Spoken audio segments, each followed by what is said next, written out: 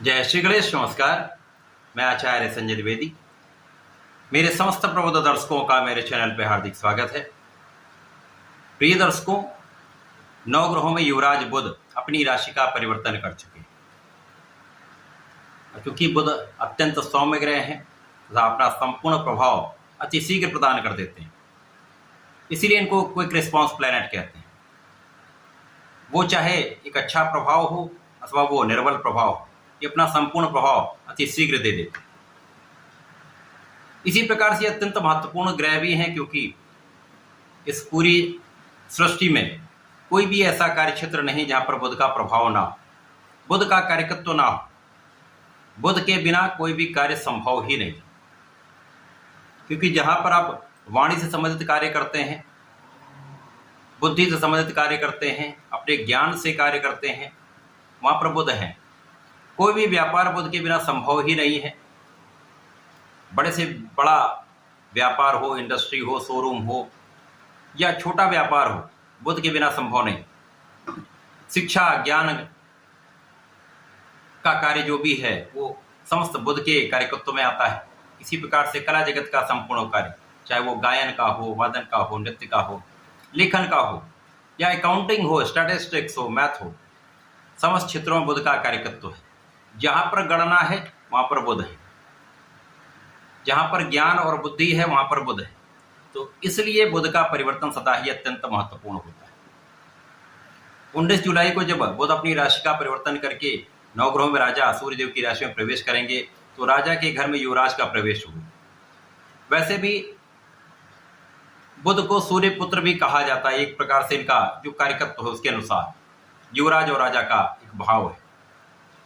इसी प्रकार से अति मैत्री का भाव होता है, जिसके कारण ये अति बलवान अवस्था में, जब ये अति बलवान अवस्था में होंगे तो निश्चित रूप से अत्यंत सकारात्मक प्रभाव देने वाले हैं।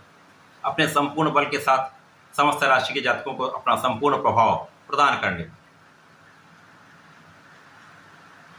अभी तक ये कर्क राशि में निर्बल अवस्था में थे तथा राहु के दृष्टि प्रभाव में होने के कारण अपना संपूर्ण प्रभाव नहीं दे पाए, परंतु अब ये अति बलवान अवस्था में आ चुके हैं। सिंह राशि में होकर समस्त राशि के जातकों को प्रभावित भी करने वाले हैं, कुछ महत्वपूर्ण लाभ भी देने जा रहे हैं। परंतु ये जो परिवर्तन हुआ है वो अलग अलग राशि के लिए अलग अलग भाव में बनेगा, अलग अलग स्थानों पे होगा, उसके अनुसार ही परिणाम की प्राप्ति। आज मैं धनु राशि के लिए, जो गुरुदेव बृहस्पति की राशि है, इस राशि परिवर्तन का किस प्रकार का परिणाम प्राप्त होने वाला है, किन भावों में वृद्धि होगी, कितना आप लाभ ले पाएंगे, अथवा कहीं पर यदि कोई समस्या तो उसका क्या निस्तारण है, कैसे इस समस्या से बच सकते हैं, संपूर्ण विश्लेषण मैं पूर्ण तर्क के साथ करने। प्रिय दर्शकों, इस राशिफल को आप अपने चंद्र राशि के आधार पर देखें, अर्थात आपकी जन्म कुंडली में यदि 9 नंबर में चंद्रमा है तो आपकी धनु राशि। धनु राशि के लिए बुध अत्यंत महत्वपूर्ण इसलिए है क्योंकि यहाँ पर ये 2 केंद्र के स्वामी, 2 केंद्र के स्वामी होकर इनका गोचर भाग्य भाव में प्रारंभ हो चुका। अब यहाँ पर अति विशिष्ट भाव के स्वामी है, सप्तम के स्वामी तथा कर्म क्षेत्र के स्वामी है। सप्तमेश कर्मेश का गोचर भाग्य भाव में होगा जो अत्यंत महत्वपूर्ण हो जाता है। वैसे भी ज्योतिष नियम के अनुसार जब भी इस प्रकार का योग बन जाए, कर्मेश का भाग्य से संबंध बन जाए अथवा भाग्य भाव से कर्मेश का संबंध बन जाए तो एक महालाभ का योग बनता है, क्योंकि यहाँ पर आपका कार्य क्षेत्र अत्यंत विशिष्ट हो जाता है। निश्चित रूप से इस समय आपका भाग्य अत्यंत प्रबल होगा, भाग्य का संपूर्ण साथ मिलेगा। धनु राशि एक भाग्यशाली राशि यहाँ पर हो रही है, जहाँ पर आपका परिश्रम भी अत्यंत श्रेष्ठ होगा, आपके भाई बहनों का संपूर्ण सहयोग आपको मिलेगा, परिवार का संपूर्ण साथ आपको मिलने वाला है, पिता का संपूर्ण साथ मिलेगा, पिता का आशीर्वाद भी मिलेगा। यहाँ पर आपका धर्म कर्म के कार्य में आपकी रुचि बढ़ेगी, यहाँ पर आपके अध्यात्म में वृद्धि होगी। यद्यपि यहाँ पर वर्तमान समय में जो भाग्य के स्वामी सूर्यदेव हैं वो अष्टम भाव में होकर गोचर करें, जो कि त्रिक भाव है, परंतु सूर्य को कोई त्रिक दोष नहीं लगता। तो यहाँ पर विशेष रूप से आपके परिवार का सहयोग भी मिलेगा, लेकिन आपको अपनी वाणी पर नियंत्रण रखना होगा। सोच समझकर संयम के साथ आपको बात करनी। पारिवारिक संपत्ति से कुछ विशेष लाभ मिलने का पूरा योग बन रहा है। यदि कहीं पर कोई प्रॉपर्टी आपकी लिटिगेट थी तो उसका कुछ हल निकलने का संपूर्ण योग बन। इस समय में जीवन साथी का संपूर्ण सहयोग आपको मिलेगा, आपसी प्रेम में वृद्धि होगी तथा पार्टनरशिप में कुछ विशेष आप लाभ ले पाएंगे। यदि आप साझेदारी में कुछ कार्य करते हैं, व्यापार करते हैं, तो यहाँ पर उन्नति का समय। यहाँ पर केंद्र त्रिकोण राजयोग का संपूर्ण लाभ आपको प्राप्त होने वाला है। जिन लोगों का विवाह नहीं हो पाया है तो उनके विवाह का योग बनेगा, क्योंकि यहाँ पर गुरुदेव का चतुर्दशम का संबंध भी भाग्य भाव से बन रहा है तथा भाग्य में स्थित बुध पर इनका दृष्टि प्रभाव, चतुर्दशम का प्रभाव, जिसके कारण ये भाव अत्यंत प्रबल हो रहा है। तो निश्चित रूप से इस समय में विशेष रूप से जो महिलाएं हैं उनके विवाह का संपूर्ण योग बनेगा। जो धनु राशि के जातक उनके विवाह में जो भी अवरोध आ रहे थे वो दूर हो।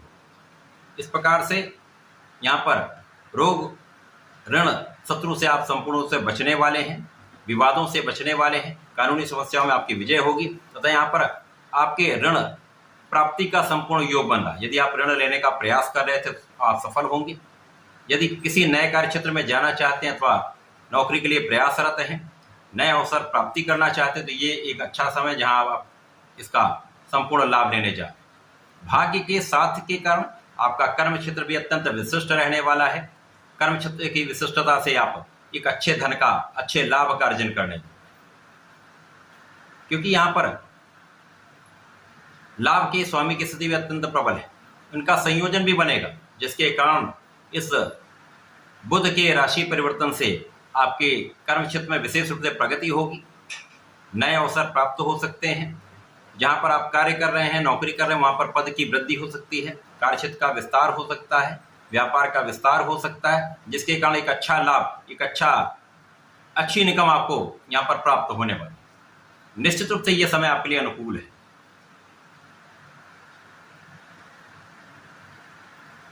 इस समय में धनु राशि के जातकों को नियमित रूप से भगवान गणपति की शरण में रहना चाहिए। नित्य हनुमान चालीसा के साथ साथ गणपति जी का संकरनाशन, गणेश स्तोत्रम अवश्य करें, तो जो भी समस्याएं हैं वो भी दूर होंगी। कुछ विशेष लाभ आपके लिए यहाँ पर प्राप्त होने वाले। तो ऐसा करके समय का उपयोग करें, लाभ लें। धन्यवाद, नमस्कार।